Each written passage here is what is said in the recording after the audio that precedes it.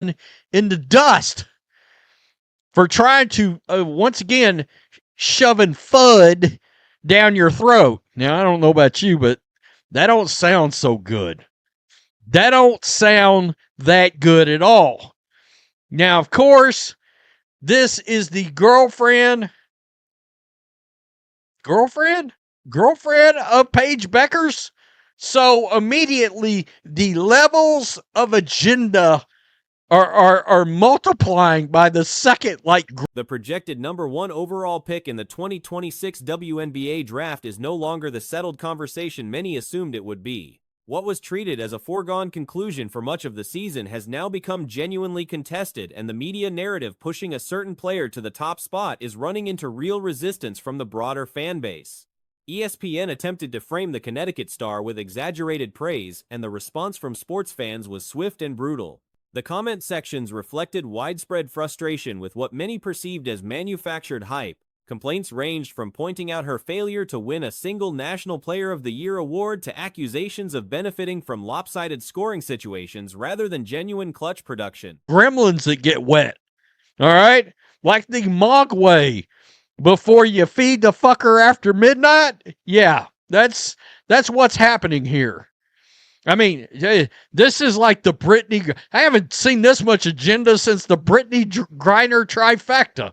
We got white girlfriend, a black girlfriend. Holy crap. Checkbox. I mean, they like broke the box trying to check that one. You got The sentiment repeated across dozens of responses was consistent. Good player, not a transcendent one, and the tournament performance did not help the case. The numbers from the NCAA tournament backed up the criticism. Outside of a 3-4 point explosion against Syracuse in an earlier round, she never eclipsed 13 points in any single game and finished below 10 points twice during the stretch run. In the Final Four specifically, she posted 8 points on 3 of 15 shooting in a losing effort. For context, she only scored fewer than 10 points twice during the entire regular season. Broke the box trying to check that one. You got lesbian. Oh. And then you got, of course, the minority situation involved in that. So you got every woman that's a feminist. I mean, you name it. They rewrote the boxes to check that agenda off, right? So something interesting happened on the way to all this. What was it, Rhodes?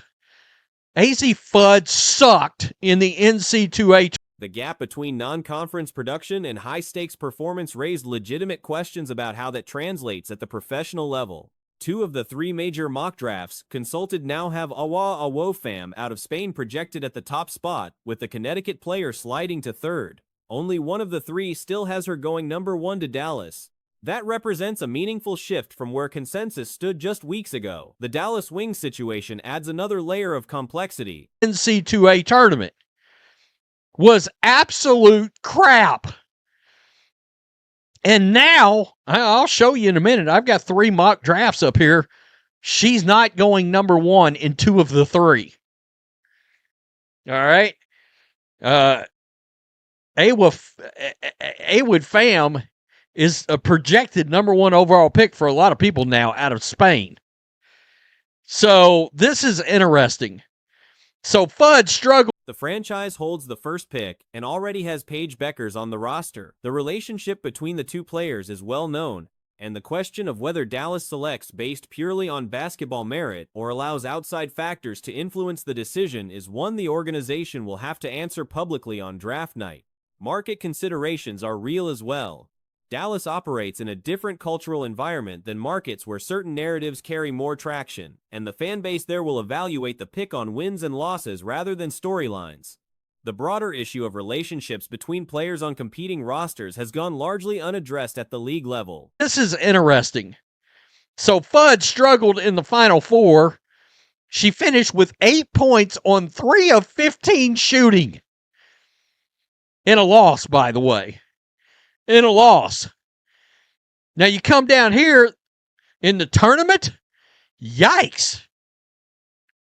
Aside from UConn's second game where she exploded for 34 points against Syracuse, Fudd never scored more than 13 points in a single game. and had less than 10. In a sport where players share personal connections across different franchises, the potential for information overlap and competitive conflicts represents something the collective bargaining process has never properly tackled. Whether that changes in future negotiations remains to be seen. Awofam is now the consensus top pick in 2 of 3 major projections. If Dallas passes on her in favor of the Connecticut player, it will be one of the more scrutinized draft decisions in recent WNBA history, and the basketball justification will need to be airtight given the tournament performance that preceded it. South Carolina head coach Dawn Staley addressed the media following the program's loss in the national championship game, offering a candid breakdown of what went wrong and what comes next. Had less than 10 points in 2 games. She only had fewer than 10 points twice the entire season before the NC2A tournament. In other words, she got fat against a bunch of suck-ass squads. Gotcha. That's all you had to say. Many believe the Dallas Wings will take Fudd with the number 1 pick in the 2026 WNBA draft. Are they dare going to? On the overall feel of the defeat, Staley acknowledged it mirrored a familiar pattern. UCLA came out and disrupted things on the defensive end, executed what they wanted to run offensively, and when shots didn't fall, they turned missed attempts into second opportunities. South Carolina tried to match that energy, but simply couldn't sustain it. The better team won on that particular night, and Staley was direct about saying so. Asked to reflect on the full weekend, the high of the semifinal run, the championship loss, and the turbulence in between, Staley kept perspective. Draft. Are they dare going to pass on Paige Bueckers' girlfriend? By the way, all of that agenda, that ain't doing nothing for you in Dallas, Texas. I'm just letting you know that right now. That may get you some brownie points in Seattle or Portland. But in Dallas, Texas, yeah, if nothing else, your attendance might actually go down. Playing on the final day of the college women's basketball season, in a year packed with standout talent, elite coaching, and record viewership, is not something a program gets to do without building something real. The reality of that stage, she noted, is that the competition is dense enough that no one is guaranteed anything.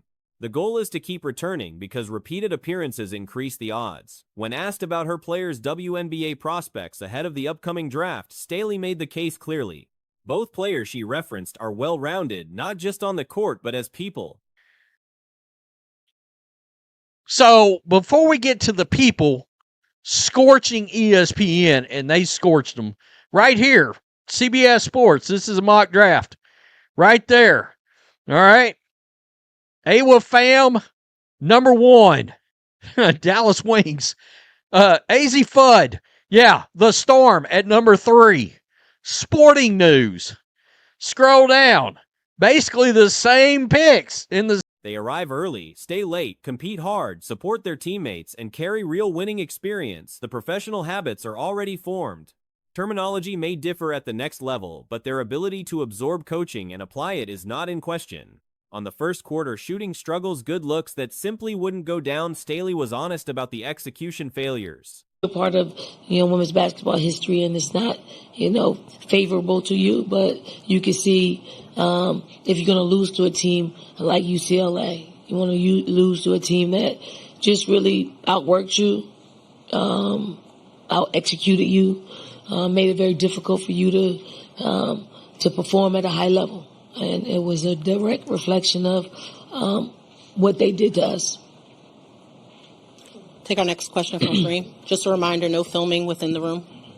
The ball wasn't getting to the right people consistently enough. Shot selection drifted toward options that aren't typical for this program. UCLA deserved credit for creating that chaos, but South Carolina's own decision-making didn't help. The formula that carries this program, creating offense through defensive stops, pushing opponents off their preferred spots, manufacturing extra possessions through offensive rebounding wasn't clicking, and UCLA punished every lapse. Just a reminder, no filming within the room.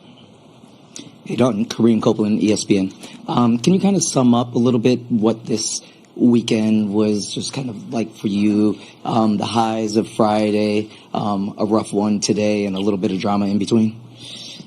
I mean, it's great. We got a chance to play on the last day of college women's basketball. A season of a lot of great basketball, great talent, great coaching, just great viewership, great. The challenge of navigating around UCLA's 6'7" center came up as a specific tactical problem. The answer wasn't to try to score over her or through her.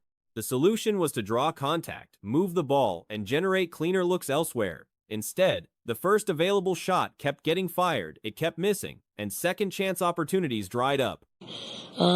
Just great viewership, great. I mean, when you're in this position, you don't win all of them. There are too many great teams out here, too many great players and coaches that decrease your chances of winning national championships. The trick is to continue to get here, and the more you get here, the more you increase your chances of winning. So we got a lot of work cut out for us, but I really enjoyed the weekend. I enjoy, every challenge. The things that built South Carolina's season-long success were absent when it mattered most. On the significance of losing to UCLA's Corey Close, a coach Staley has invested in professionally, Staley was gracious. She wants good things for people who put real work into this sport and push the game forward beyond just their own programs. Close does that consistently. A lot of work cut out for us, but I really enjoyed the weekend. I enjoy, every challenge that basketball creates. I enjoy facing them. I enjoy playing the hand that I'm dealt. And this weekend includes that. I want to stay to our left with Howard. Howard Megdal, the 9 Sports. Stone, congrats on the season that you had. Just a similar question to what I asked Tanaya and Raven. Just how do you see them as WNBA players, and maybe make the case for them, ahead of next week? Yeah, I think they are well. Losing stings, but losing to someone of that character softens it somewhat. Regarding whether the championship experience gap between a program hunting its first title and a program chasing another one played a factor, Staley acknowledged UCLA's growth from last year's Final Four run. They came back sharper, more driven, closer to the edge they needed. That hunger showed. I think they are well-rounded individuals from a basketball standpoint. They are great humans. So you want somebody in your franchise that, that's going to come to work every day, on time, early, come in early, stay late, and then everything in between. They're great teammates. They're people that you want to play with. One, they're winners. Two, they just had a lot of basketball experience. On the question of any off-court distractions affecting the game, she was firm nothing external caused this loss. The game itself explained the outcome.